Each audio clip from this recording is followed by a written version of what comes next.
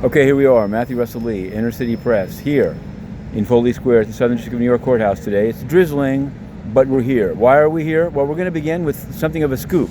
Yesterday morning, we reported the unsealing in the OneCoin crypto fraud case. Does it resonate with FTX? Well, it was before, and it was, if you can say it, even more fraudulent. The crypto without a blockchain. Frank Schneider, who was a intelligence operative, spy, privately employed, is the one who apparently tipped off Ruja Ignatova that the prosecutors of the SDNY were about to scoop her up, and so she disappeared with some muscled up Ruskies. In any event, Frank Schneider's indictment was finally unsealed, and we reported it.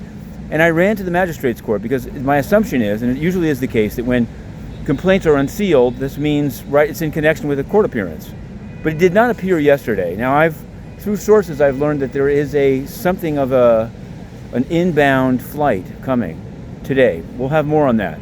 Also, to update the Jeffrey Epstein victims cases against JP Chase and Deutsche Bank, they're going to trial. First, they're consolidated for discovery and pretrial purposes, but Deutsche Bank's trial begins August 18th of next year.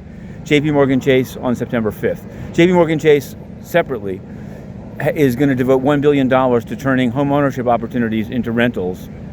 JP Morgan, the slumlord. Yes, you can believe it. Now, we appealed at the United Nations the ban that we learned of last Friday. We're informed of, and we're told how to appeal by the PGA spokesperson.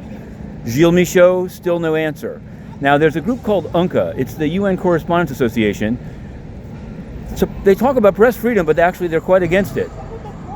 They have a clean slate election with two separate Chinese media, Xinhua and CCTV, running.